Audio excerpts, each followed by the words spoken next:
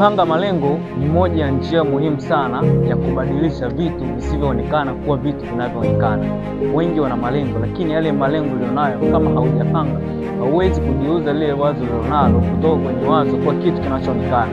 Na siku zote kaa ukijua kwamba malengo bila vitendo ni sawa na kupanda mbegu bila udongo. Moja kwa moja haitaota wala kuzaa matunda. Na katika malengo au maono ulionayo, siku zote tunasema kwamba ukiwa na wazo la aina yoyote ile, kuna vitu vya muhimu ambavyo vinapaswa kuzingatia.